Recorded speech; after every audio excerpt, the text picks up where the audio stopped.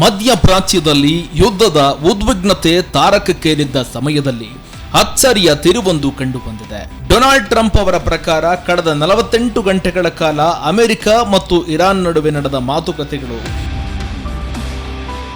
ನಿರೀಕ್ಷೆಗೂ ಮೀರಿ ಫಲಪ್ರದವಾಗಿದೆ.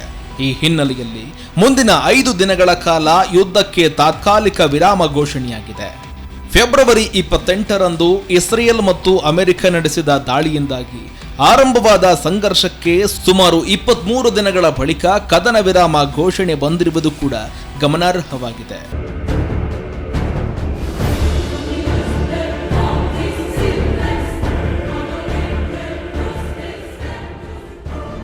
ಇತ್ತೀಚಿನ ದಿನಗಳಲ್ಲಿ ಉಭಯ ದೇಶಗಳ ನಡುವೆ ನಡೆದ ತೀವ್ರ ದಾಳಿ ಮತ್ತು ಕಠಿಣ ಹೇಳಿಕೆಗಳು ಇದರಿಂದ ಯುದ್ಧ ಇನ್ನಷ್ಟು ಉಗ್ರವಾಗಬಹುದು ಎನ್ನುವ ಆತಂಕ ಕೂಡ ಹೆಚ್ಚಾಗಿತ್ತು. ಆದರೆ ಈ ಬಗ್ಗೆ ನಡೆದ ಮಾತುಕತೆಗಳು ಪರಿಸ್ಥಿತಿಯನ್ನ ಸ್ವಲ್ಪ ಮಟ್ಟಿಗೆ ಶಮನಗೊಳಿಸಿದಂತಾಗಿದೆ. ಟ್ರಂಪ್ ತಮ್ಮ ಟ್ರೂತ್ ಸೋಷಿಯಲ್ ಮೀಡಿಯಾ ಮೂಲಕ ಪ್ರಕಟಣೆ ನೀಡಿ ನಮ್ಮ ಮಿಲಿಟರಿ ಕಾರ್ಯಾಚರಣೆಗಳ ಬಗ್ಗೆ ಉತ್ತಮ ಮತ್ತು ರಚನಾತ್ಮಕ ಸಂಭಾಷಣೆ ನಡೆದಿದೆ ಹೀಗಂತ ಹೇಳಿಕೆ ಕೊಟ್ಟಿದ್ದಾರೆ. ಇದಲ್ಲದೆ ಮುಂದಿನ ದಿನಗಳಲ್ಲಿ ಇನ್ನಷ್ಟು ವಿರಾಮದಾಯಕ ಮಾತುಕತೆಗಳು ನಡೆಯಲಿದ್ದು ಈ ಅವಧಿಯಲ್ಲಿ ಇರಾನ್ನ ವಿದ್ಯುತ್ ಸ್ಥಾವರಗಳು ಮತ್ತು ಇಂಧನ ಮೂಲಸೌಕರ್ಯಗಳ ಮೇಲೆ ಯಾವುದೇ ರೀತಿ ದಾಳಿ ಮಾಡುವುದಿಲ್ಲ ಅಂತ ಸ್ಪಷ್ಟನೆಯನ್ನ ಕೊಟ್ಟಿದ್ದಾರೆ. ಇದಕ್ಕೂ ಮೊದಲು ಇರಾನ್ನ ಹಾರ್ಮೋಜ್ ಜಲಸಂಧಿಯನ್ನ ತೆರವುಗೊಳಿಸುವುದಕ್ಕೆ ಟ್ರಂಪ್ 48 ಗಂಟೆಗಳ ಕಾಲ ಗಡುವನ್ನು ನೀಡಿದರು. ಈ ಗಡುವು ಪಾಲಿಸದಿದ್ದರೆ ಇರಾನ್ನ ಇಂಧನ ವ್ಯವಸ್ಥೆಯನ್ನ ಸಂಪೂರ್ಣವಾಗಿ ನಾಶಪಡಿಸುವುದಾಗಿ ಎಚ್ಚರಿಕೆ ಕೊಟ್ಟಿದ್ದರು.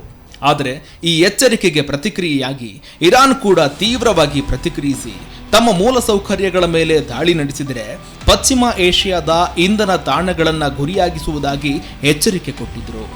ಇದಕ್ಕೆ ಪ್ರತಿಯಾಗಿ ಇರಾನ್ ಕೂಡ ತೀವ್ರವಾಗಿ ಪ್ರತಿಕ್ರಿಯಿಸಿ ನಮ್ಮ ಮೂಲಸೌಕರ್ಯಗಳ ಮೇಲೆ ದಾಳಿ ನಡೆಸಿದರೆ ಪಶ್ಚಿಮ ಏಷ್ಯಾದ ಇಂಧನ ತಾಣಗಳನ್ನು ಗುರಿಯಾಗಿಸುವುದಾಗಿ ಎಚ್ಚರಿಕೆ ಕೊಟ್ಟಿತ್ತು. ಈ ಗಡುವು ಮುಗಿಯುವ ಹೊತ್ತಿಗೆ ಈ ಕದನ ವಿರಾಮ ಘೋಷಣೆ ಇನ್ನಷ್ಟು ಮಹತ್ವ ಜೊತೆಗೆ ಕುತೂಹಲವನ್ನ ಹೆಚ್ಚು ಮಾಡಿದೆ. ಆದರೆ ಟ್ರಂಪ್ನ ಟ್ವೀಟ್ಗೆ ಇರಾನ್ ಪ್ರತಿಕ್ರಿಯೆ ಕೊಟ್ಟಿದೆ. ನಾವು ನೀಡಿದ ಎಚ್ಚರಿಕೆಗೆ ತಲೆಬಾಗಿ ಅಮೆರಿಕ ಈ ಕದನ ವಿರಾಮವನ್ನ ಘೋಷಣೆ ಮಾಡಿದೆ ಅಂತ ಇರಾನ್ ಟ್ರಂಪ್ಗೆ ತಿರುಗೇಟು ಕೊಟ್ಟಿದೆ.